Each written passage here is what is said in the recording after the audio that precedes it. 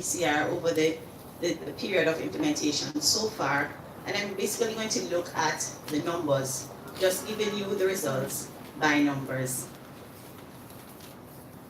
Just an overview or some background to what the PPCR is. It is a $1.2 billion funding window created by the Climate Investment Fund, and it has over $250 million allocated for 9 Caribbean and Pacific Island nations, small island developing states, as well as $200 million for most vulnerable countries to deal with their upgrading their hydromet and climate services and to support more informed decision making.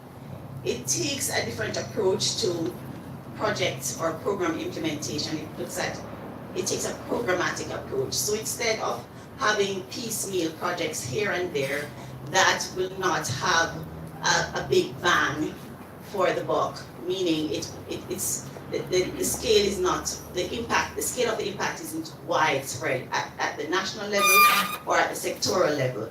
It looks at instead a strategically linked group of projects that are designed to address some key issues. And you would have heard some of these key issues spoken about by Ms. Bernard earlier this morning.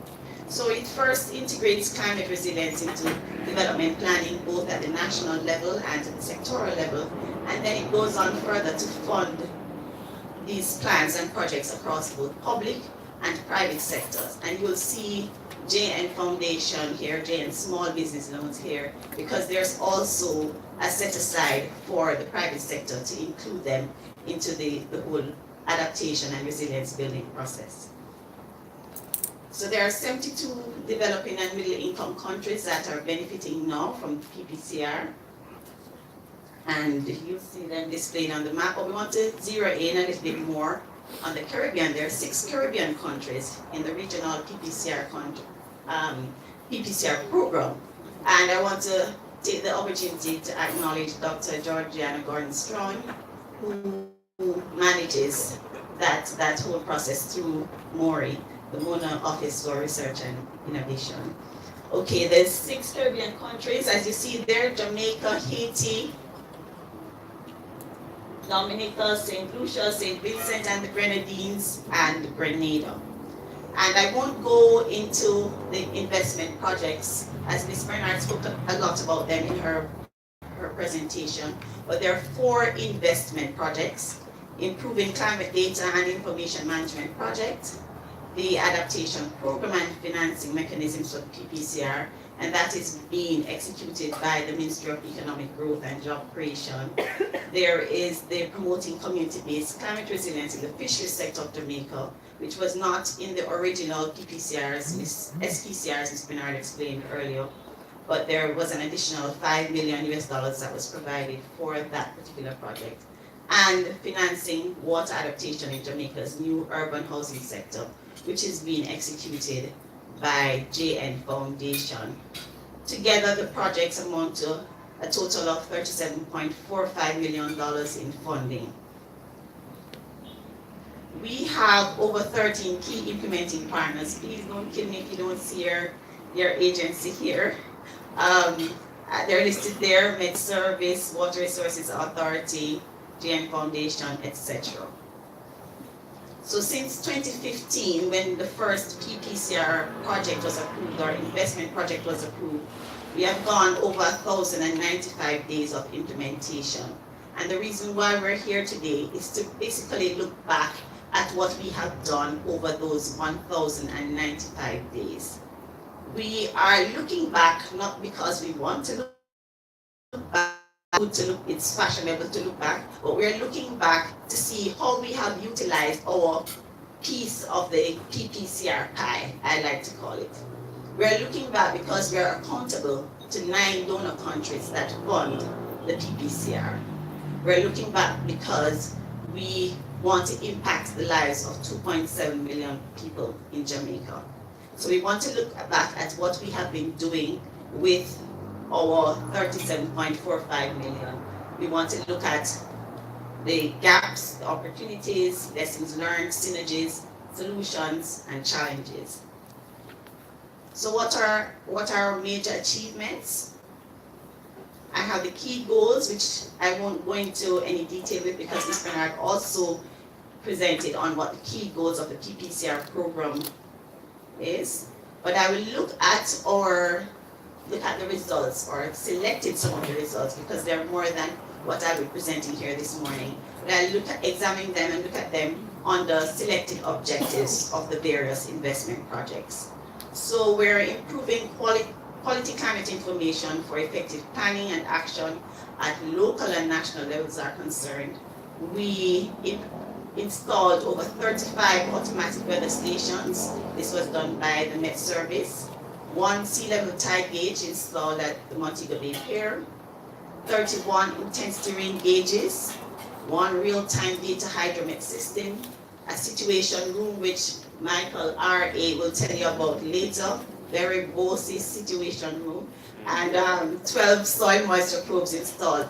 And this basically improves the quality of climate information that we have to improve our decision-making process. And you would have heard earlier that there was a gap in the type of information that we have to inform our decisions, especially where climate change adaptation is concerned. So these outputs have really helped to boost the type of information that we have available and accessible to us. For effective planning and design of adaptation initiatives through access to climate change scenarios specific to Jamaica, Dr. Micheal Taylor is here, and he would have spearheaded the preparation of 3 climate change reports: the State of the Jamaican Climate 2012 and 2015, which I'm sure most of you are familiar with, as well as the near-term scenarios which were done in 2014. And all of these documents are available whether on PPCR website, PIOJ's website, Climate Studies Group website. We have also improved access by small and medium-scale operators in the agribusiness and related sectors to financing adaptation initiatives. 83 grants were disbursed to CBOs, civil society groups, but under the Special Climate Change Adaptation Fund. 62 loans were disbursed to entities in agriculture and tourism sectors under the Climate Change Adaptation line of credit, which is grant funding.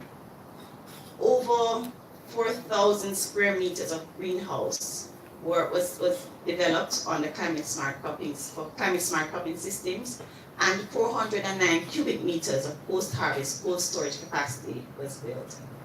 17,500 cubic meters of rainwater harvesting capacity was also built, and most of these projects have co-benefits. A climate resilient cropping system was set up and a water management system installed under the greenhouse roofing, and using the greenhouse roofing as catchment and connecting storage tanks to drift lines. The post-harvest cold storage capacity has also helped to reduce spoilage for up to 30%. So we are seeing gains at the community level where this project is concerned.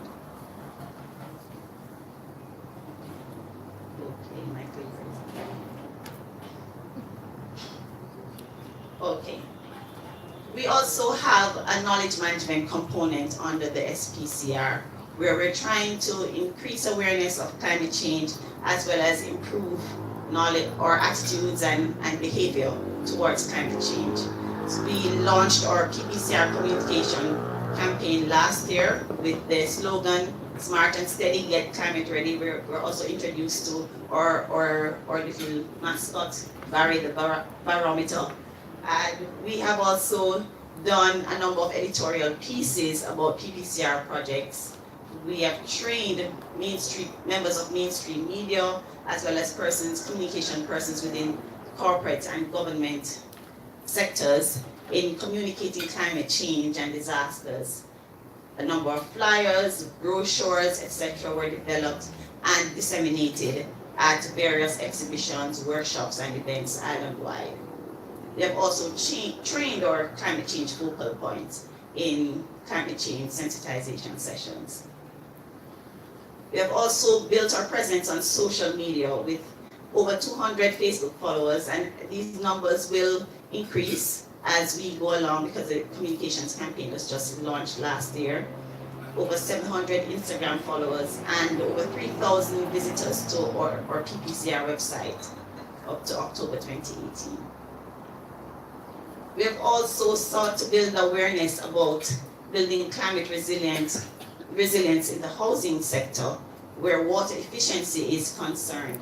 And coming out of the water project, they have developed a homeowner's guide to water use efficiency.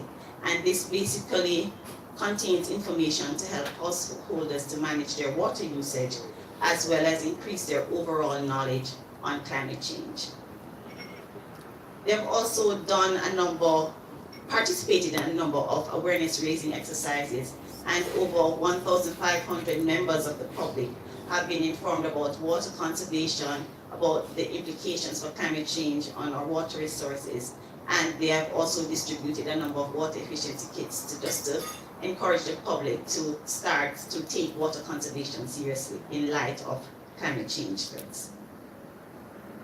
The reach of the PPCR. So last year we had our annual scoring workshop where we actually looked at our performance for the year. So the figures that we have are as of December 2017. We have not yet had our scoring workshop for 2018. So we have reached over 165 persons directly. We have assisted them to cope with the effects of climate change, and over 93,000 of these persons were females.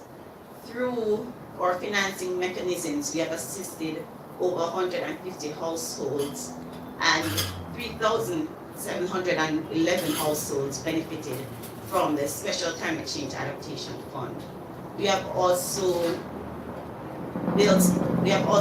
benefited households through the equipment provided to the WRA and the Met Service, reaching over 15,000 households. So where do we go from here? The last project that was approved was the fisheries project, and that was approved last year. So they finished in 2023. So the PPCR, or Jamaica's SPCR, ends in 2023. But between now and 2023, we still have some milestones to reach, and I've just selected a few. We have the full rollout of the fisheries project. As I said, it started last year, so they're just setting up their project implementation unit. We have to advance the initiatives under the water project, the implementation of adaptation initiatives under the Adaptation Program and financing mechanisms, installation of the Doppler weather radar, which is a key component as well, the health sector vulnerability assessment, and the preparation of strategies and action plans, of sector strategies and action plans. So, having looked back, I want you to, over the next 3 days, look at how you can use the knowledge that you gain here to make the implementation of the project as we move forward awesome, to make it even better than the years that have gone by. I saw this phrase on the internet, make today awesome so that yesterday is jealous of what you have done today. And so I'm encouraging you, make the next years leading up to 2023 awesome, so that these years that we have just recapped will be jealous of what we would have accomplished when we get to 2023. Thank you.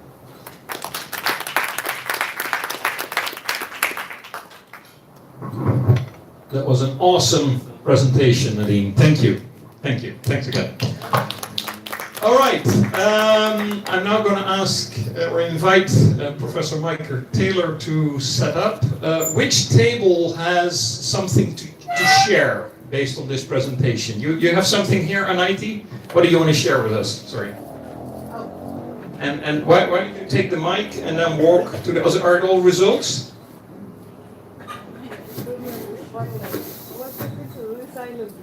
No. Nothing we do silent. We need to be transparent and. Share. So what are you going to share with us?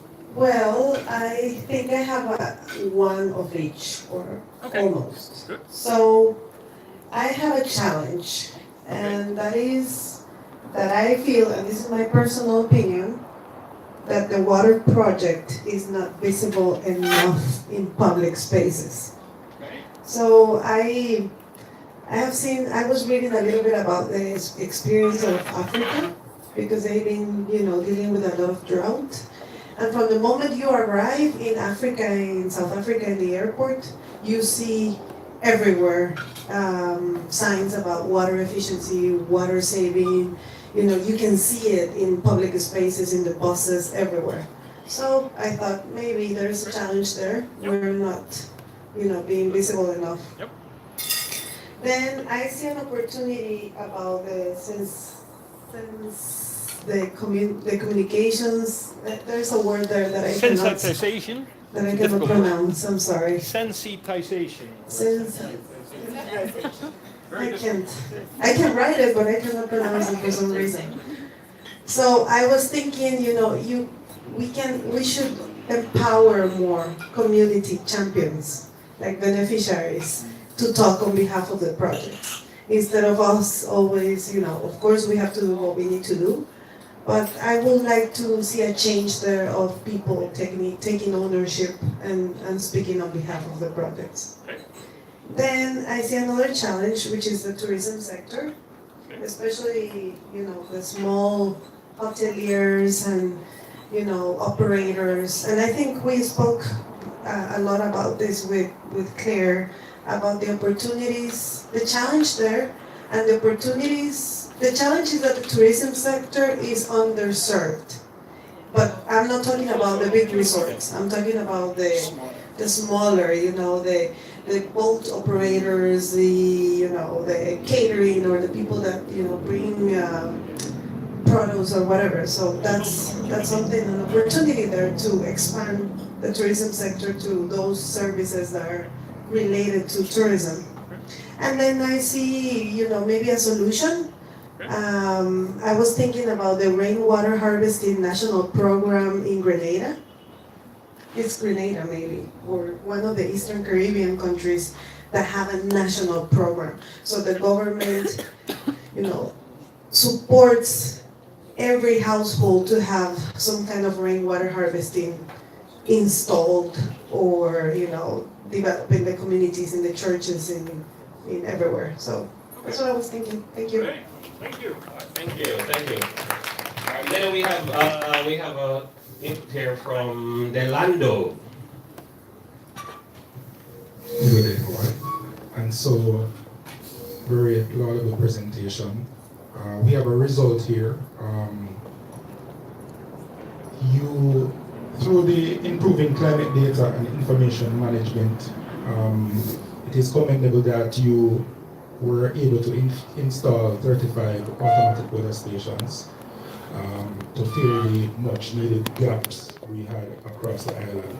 So this is a laudable result as well. I want to put on board. Thanks. Great.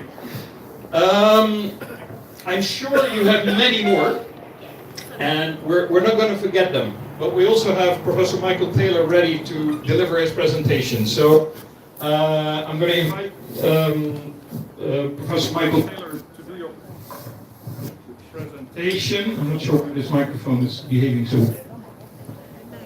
Where is the? Oh, here is the other one. I think this one works better. This one works better. Yes. After your presentation, so please keep continuing making notes. Because after lunch we're going to share all of these and we're going to put them all on. But let's first listen to Professor Micheal Taylor. Thank you. Okay, thank you very much. I realize now I'm standing between you and lunch, so it's a very challenging task. Listen, I was asked to do a quick presentation just to set some context. And it's a context about when the PPCR, the whole SPCR program began 2012, I think it was, somewhere around there if I follow the thing. And so this is about 6 years in, and the question was, why was this program so necessary at all? And over the time from 2012 to present, things have changed a little bit on the climate landscape. And so how do you think about it going forward? I tried to think, how can I set a context and do that? And so I decided, listen, you all are the champions of climate change in your various projects, etc. And people are going to come up to you and say, why are you involved in the SPCR or Jamaica PPCR program, right? And you will have to be able to answer them quickly because nobody wants to stay and listen to climate change too long. You should take it from somebody who talks climate change. All right? So I said, how do I get you to say that? And this is the approach I have taken. I want to talk to you about how do you talk about climate change after 2017 and the 1.5 special report. Or really, when somebody comes at you and says, why SPCR? What do you say? Why have I chosen 2017 and the 1.5 special report as my context? Because in truth, if you think in the Caribbean, two things have changed kind of how we talk about climate change in the last 2 years. First was 2017. Looks familiar? Absolutely. Irma Maria, Jose, completely changed how we talk about climate change. It upped the ante, not only in Jamaica or in the Caribbean, but across the whole world, right? It upped the ante significantly, put the Caribbean right at the center of the talk of climate change. It just completely changed how we talk about climate change, all right? So when somebody asks you, why the SPCR, why are you involved in this? You know, the first thing you have to think about is, how do I answer this in light of 2017? The second thing, though, is then the IPCC came up with this really fantastic report at the end of last year, all right, called the Special Report on 1.5. It's really fantastic, not because any of us had anything to do with it, right? but it really was this fantastic report, and fantastic because of the name, and you see the name, that's really the name of the report. All right, that's the title of the report. IPCC Special Report on the Impact of Global Change for 1.5 about pre-industrial levels and related global greenhouse gas emissions pathways in the context of strengthening the global response to the threat of climate change, sustainable development and effects. You can imagine it's a fantastic report, right? Absolutely. It's a fantastic report because, boy, it's formidable. 91 authors, 133 contributing authors, 40 countries, 6,000 cited reference, 42,000 expert and government reviews. You know, it is just fantastic. It's fantastic because it covers a whole lot of things, right? Framing and context, mitigation, impacts of 1.5, strengthening, sustainable development. You get the idea that this is a fantastic report? Yes. An absolutely formidable and fantastic report. But it's really fantastic because to me, it is the most significant scientific report that has come out for the Caribbean region in a long time. All right, and it sets the context for you answering why the SPCR. All right, okay, so it's important because, you know, the Caribbean was a major force behind it. It's the Caribbean who lobbied for it, and the Caribbean lobbied using this campaign, and I'm so glad Indy's here. No, she's not looking my way, because the Caribbean lobbied for it using 1.5 to stay alive. Everybody remember this? We argue that 1.5 degrees is the maximum that we can warm by the end of this century if the Caribbean is to stay alive. All right? So the Caribbean lobbied for this report, and so it's formidable. But why I think it is a great report is because it answers the question I asked you in a simple way. Why the SPCR? When you are asked that question, this report provides 3 simple answers that you want to give. Why the SPCR? Right? 3 simple answers emerge from this report. And then when you take those answers and put in the context of 2017, it tells you how you should be talking about climate change. All right? So what do I want to give you? I want to tell you the 3 answers you must give. All right? So when anybody asks you why the SPCR for Jamaica, why the PPCR for the Caribbean region, here are the 3 answers you must give coming out of this report. Ready? Sure? Yes. All right. The first answer you must give. Why? Because 1.5 is not equal to 2. Say it. Why? You don't sound very convinced at all. You know, the very first answer you have to give. You know, why are you doing this project? Why is the water? Why is the rural language? Because 1.5 is not equal to 2. All right. So just to ensure that you don't think I'm a crazy person, but you probably have that opinion already. All right. Let me just put the background very quickly. Everybody has heard about the Paris Agreement, right? Yes? And the Paris Agreement said whole increase has its interesting little phrase in it, that where the world is going towards is to holding the increase in global average temperatures to well below 2 degrees and pursuing efforts to limit the temperature increase to 1.5. The Paris Agreement, as I keep saying, is really a 2-degree agreement. It's saying that the world must go for 2 degrees at the end of the century. But what did the Caribbean put down? 1.5. So Paris Agreement just puts a question on the table right away. If it is saying, okay, we can deal with 2, but the Caribbean is saying 1.5, does half a degree matter? Is there really a difference between 1.5 and 2? And you're going to answer what again? Yes, because 1.5 is not equal to 2. and this report makes that statement in a definitive scientific way. That's why we are doing what we are doing. 1.5 is not equal to 2. This report says that, listen, substantial changes occur in regional climate at 2, which are different from what occur at 1.5. No, I have to quickly put in a little segment and thing. But we could have taken that before this report because we did the Caribbean 1.5 project, right? And the Caribbean 1.5 project had come up with this conclusion that, listen, 1.5 is a matter of necessity for the Caribbean because when we reach 2, we reach unprecedented climates in the Caribbean region. So, it's this pretty picture of ground here. It's rainfall in the Caribbean region at 2 degrees minus 1.5 degrees. So if you separate how much rain you get at 2 versus how much rain you get at 1.5, this is a picture. And anywhere it's brown is less rain. Anywhere it's dark brown, it's even less rain. Anyway, right, you get the point that I'm making. And can you see that the Caribbean at 2 degrees is dry, really dry compared to 1.5 degrees? Yes? Yes, you see? Yes. Yes, absolutely. So at 2 degrees, in fact, the Caribbean Sea is unprecedented drying as we have never seen before. And a whole lot more things happen at 2 degrees. At 2 degrees, our temperatures are higher than they would be at 1.5. Our rainfall is down than it would be at 1.5.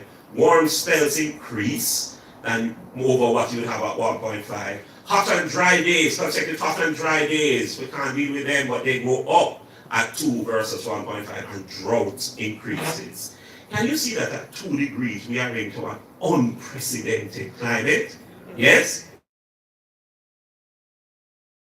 But we force it for us. Because the report says, listen, if we stick to 1.5 versus 2, there's a reduction in the areas affected by flood hazards. If we stick to 1.5 versus 2, then it's likely that we may have a sea ice-free Arctic Ocean during summer. The probability of a sea ice-free Arctic Ocean during summer is lower. Alright? So we may actually have ice over the Arctic. If we go for 1.5 versus 2, the sea level rise will be 0.1 meter less and 10 million fewer people will be exposed to the risk of rising seas. If we have 1.5 versus 2, we decrease the local species that are lost and the risk of extinction. We reduce the risk to terrestrial and wetland ecosystems. Loss of ecosystem services, 50% less global population with water shortages. You get the point that 1.5 is a little better state than at 2. True? So is the Caribbean right? Yes. Absolutely. So when people ask you, why are we doing this thing? The first thing you're going to say is what? 1.5 is not equal to 2. Alright. How do I put that in the context of 2017? You know how it comes in the context of 2017? If you get that message, then the real question that is being asked of you is, then what must we do to avoid 2 degrees? That's the question that is being asked. If you convince a 1.5 is not equal to 2 and 1.5 represents a better state, then the real question that is being asked of you, is what we must do to avoid 2 degrees. Thankfully, we have some ideas, and that's where the importance of these projects come. And the report helps to make the case. The report helps to say, listen, if we're not going to reach 2 degrees, then we need unprecedented mitigation, drastically reducing the greenhouse gases. Otherwise, we're going to hit the 2 degrees. Unprecedented mitigation, otherwise 1.5 is unattainable. I want to put it in a harsh and simple way. If you put these 2 things together, the report, and 2017, any discussion we're having on climate change since 2017 must be a discussion about unprecedented mitigation. Otherwise, the discussion is a waste of time. If in that discussion you don't hear about unprecedented mitigation, that discussion is a waste of time. All right, just quickly to make the point. What do I mean? I'm really saying, listen, the mitigation demand for the world is significant, and it includes the Caribbean. The report gives some nice, pretty pictures, and I always love pretty pictures. It says, listen, if we were to achieve 1.5, CO2 emissions must fall by 40% by 45% by 2030 from 2010 levels. 45%. Must get rid of half the CO2 emissions. It tells us that if we were to achieve 1.5, CO2 emissions must reach net zero around the middle of this century. Now, we don't have any emissions, but they must be net zero. And of course, non-CO2 emissions must start to level up from now. Put this translate this into actions that me and you can work with. We need deep emission cuts in all sectors. We need progress in renewables replicated in other sectors. We need a range of technologies. We need behavioral change. We need increased investment in low carbon options. Put that in the context of the Caribbean. We need to deal with how we get energy and deal with it now. We need to deal with our forests. Can you begin to see the importance you are playing in this, in the SPCR? We need to deal with transportation, major source of emissions, and we need to deal with waste. Anyway, so why are you with the SPCR? First thing you must answer is what again? 1.5 is not equal to 2. Absolutely, all right? And how is that changing? And when you dig into that, what am I arguing? It's changing, it's saying, what you're really saying is this: unprecedented mitigation is needed to avoid unprecedented climate. All right, quickly. So I said there were 3 things the report teaching us how to answer. The first one is, why are you involved in this? Because 1.5 is greater than, it is not equal to 2.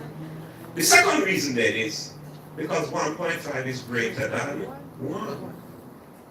What's the second reason? 1.5 is greater than 1. Greater than 2? Check the math there. If the first reason why you are doing this is simply because 1.5 is not equal to 2, and that means, listen, in other words, what I'm really saying is we need to deal with mitigation, we need to deal with energy and waste and transportation, and forestry. And the second reason why you are all in this is simply because 1.5 is greater than 1. All right, so where am I going? Well, pulling from the report again, these kind of diagrams are very familiar to you. The brown is the warming that we have seen to present. And the report updates the science by saying, if you go up to present day, the world has seen about 1 degree of global warming. 1 degree so far. 1. All right? Well, this project facilitated the production of some reports that you have heard. And those reports tell us what's happening in Jamaica at the 1 degree that we have seen already. And I don't need to tell you, you know what is happening. You know that we have seen more hot days and nights in a given year, some are starting earlier and just lasting longer.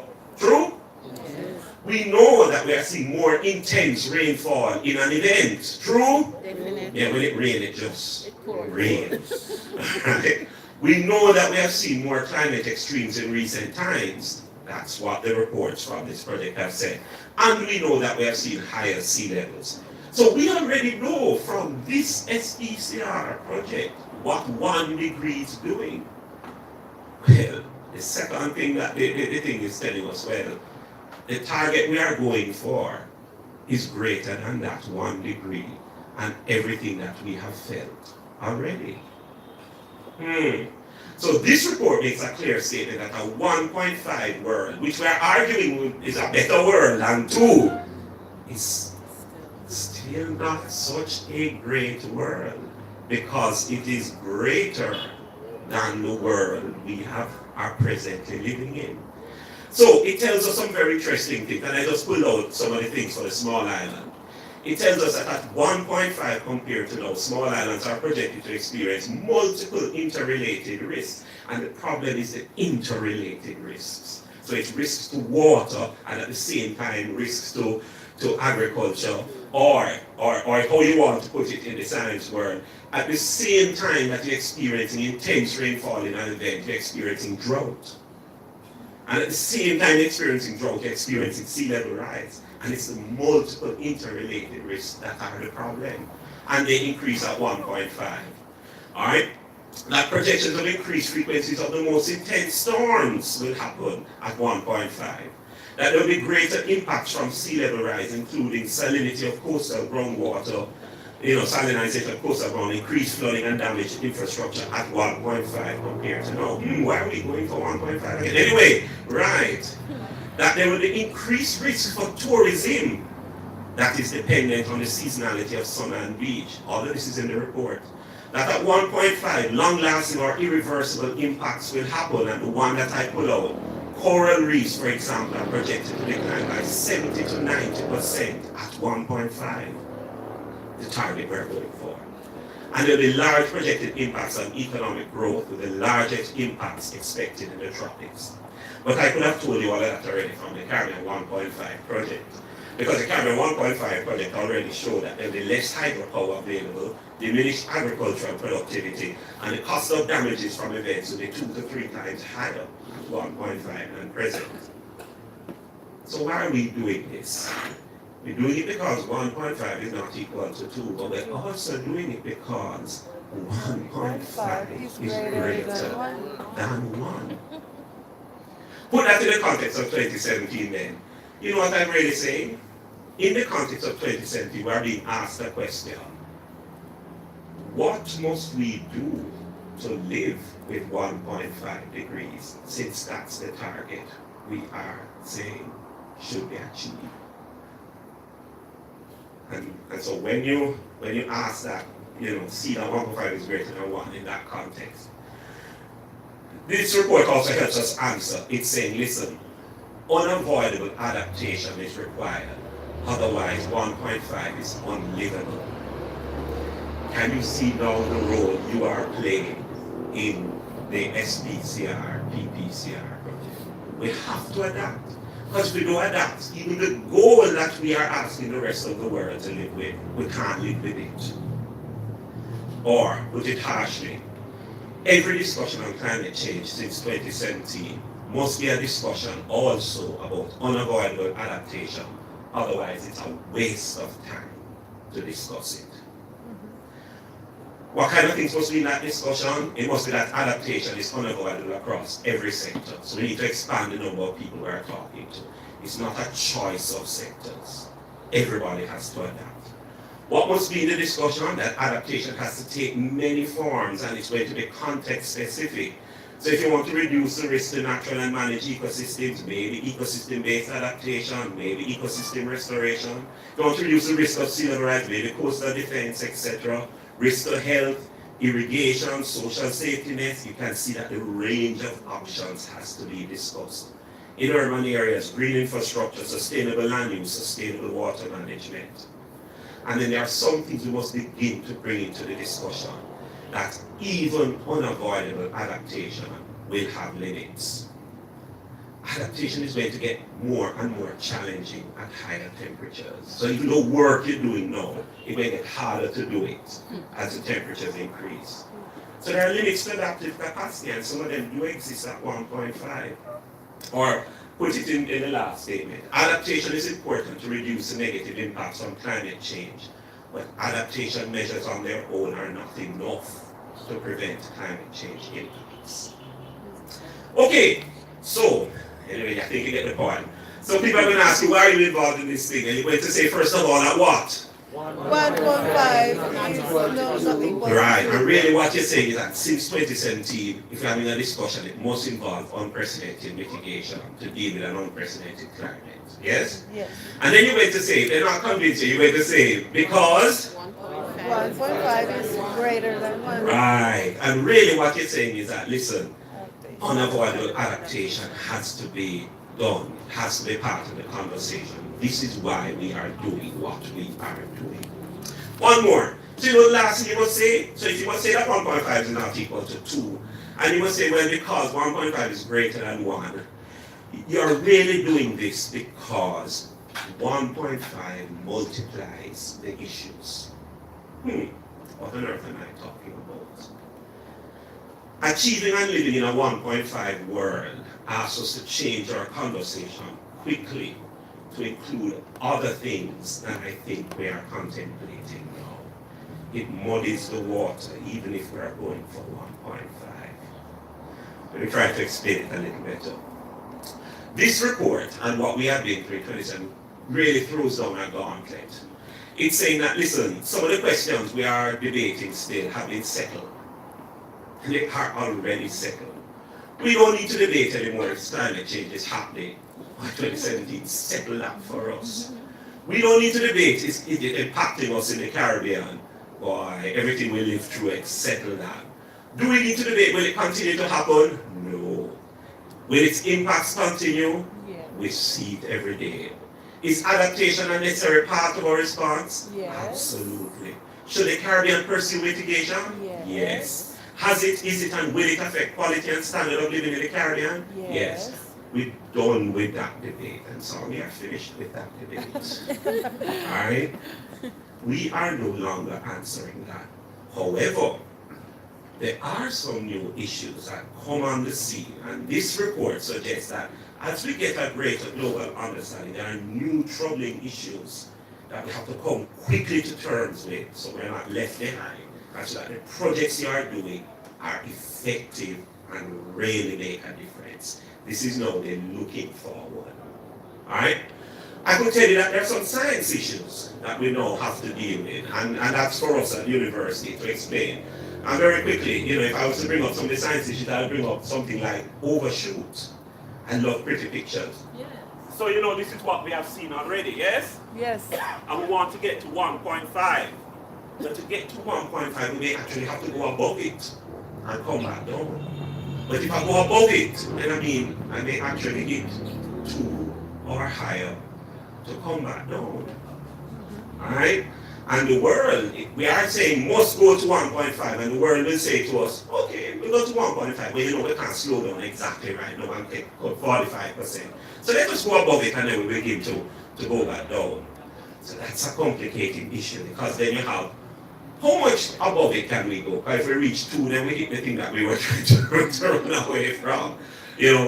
What will it be okay giving up? Because, if we any go above the 1.5, the coral reef's gone, So, yeah, we get back to the 1.5, but we just won't have any coral reefs in the world, What about the loss and damages that occur on the way to coming back down? So 1.5 complicates the issue. It multiplies the issue. And I could continue, how are we going to come back down? And the world is putting on the table now things like, well, let's take carbon dioxide out of the atmosphere. Right? Or let's do a little geoengineering, where we change the particles of the atmosphere and reflect more sunlight. Well, what methods are to be used? Who is to decide, and who is going to pay for the fallout if it don't work? We are very suffering, Anyway, I'm sorry. But I'm just trying to show you that 1.5 doesn't solve the problem. It does multiply the issues on a scientific level. Let's take a non-scientific level. 1.5 introduces synergies and trade-offs. You're going to have to take some climate actions, and some of them will seem, and most climate actions, whilst mostly synergistic with the development goals, and your 17 development goals, and poverty reduction, may, however, require trade-offs. What do I mean? Well, we know that we must move towards protected areas and afforestation as adaptation. And people who want to pull us back down from 1.5 love this, because in truth it fits in with BECS, bioenergy and carbon storage. Because the more forest you plant out, is the more carbon dioxide you take in. True? True. Absolutely. We also have to be careful, because the more land space that you take for forestry, if poorly managed, it now begins to compete with food production, food security, challenges water security, impacts the biodiversity, can have health with things, challenges the concepts of sustainable cities, and we take away people's livelihoods. And you see that you now have to deal with the synergies and trade-offs between the choices you are making in going to 1.5. Let me put one more quickly on the table. We know that we need to harness, more sources of water to keep up with increasing demand for water and increasing demand for energy. And so we need strong policies, clearly, to deal with the water, especially in an increasingly scarcer environment, water access and allocation. Well, if you don't handle water access and allocation policies carefully, then you can run into trouble. Because then you have competing interests and it can affect food production, food security, water security, biodiversity, you name it. You get the point? Yes? So even on the way and even in doing what we are doing, you have to be careful about the synergies and trade-offs. Poorly designed or implemented adaptation projects in a range of sectors can actually increase greenhouse gas emissions and water use, can increase gender and social inequality, can undermine health conditions, and can encroach on natural systems. What's the point that I am really trying to make in all of this?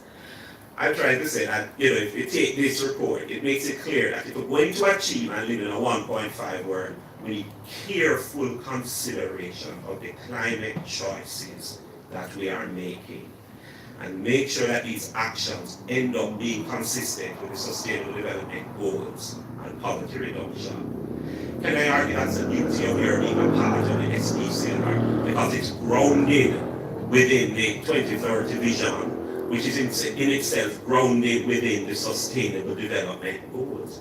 So it's not taking your actions independently, it's taking your actions within that kind of consideration. So, when you're asked, the third thing you are going to say, why are you involved in this? Because if we go after 1.5, what? You're staying with me, I'm finishing. If we go after 1.5, what happens? 1.5 is going to multiply the issues. When we put that in the light of 2017, it asks us a question. What are we willing to compromise on for 1.5 degrees? Or urgent and coordinated planning for climate change's multiple issues is paramount. Otherwise, the 1.5 life we are building is simply an unsustainable life. Put it bluntly, any discussion we're having on climate change post-2017 must be a discussion about urgent and coordinated planning. Otherwise, it's a waste of time. That's why you are here, because this is a coordinated, planned approach to dealing with climate change, and you are part of the puzzle that fits in. And it doesn't take climate change in isolation, it takes climate change in the context of planning, and in the context of poverty reduction, and in the context of sustainable development goals. So, you could write these. Any kind of 2017 planning must emerge out of agreed positions, all stakeholders, must emerge out of consultation, must include social justice, ethics, equity, must be grounded in research, must be grounded in research, right? Must be climate proof and maintained, and must include monitoring. Can you see why we need all of this data gathering? Alright, so I'm done then. So I say, listen, when people ask you, why are you involved in this thing? You have three answers already. Answer number one. 1.5 is not equal to 2. And with that tells we need unprecedented mitigation to deal with an unprecedented future climate. Second answer, because 1.5 is greater than 1. and tells you that we need unavoidable adaptation to ensure a livable future. And then the third is because 1.5 multiplies the issue. And it said we need urgent and coordinated planning to ensure a sustainable future. So 2017 up to the ante significantly on climate change. And then we had this new report which gives us some 3 simple messages to answer why you are involved in this. And you have the answers there. 1.5 not equal to 2, 1.5 is greater than 1, and 1.5 multiplies the issues. You know what I'm really saying if I could sum it up in one word? After 2017, or one little sentence, after 2017 and in light of the 1.5 publication, we're really moving optional from our conversation. Action is no longer optional.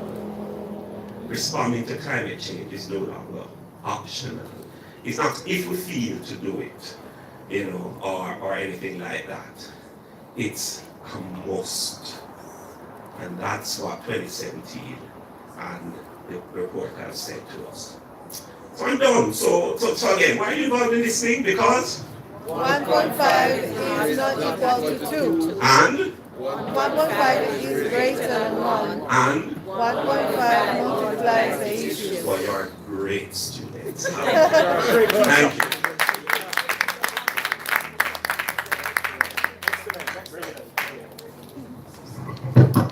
That was a brilliant presentation, Professor Taylor. Thank you very much. Give one more round of applause, please. Actually, 1.5 point round of applause. So let's do another one.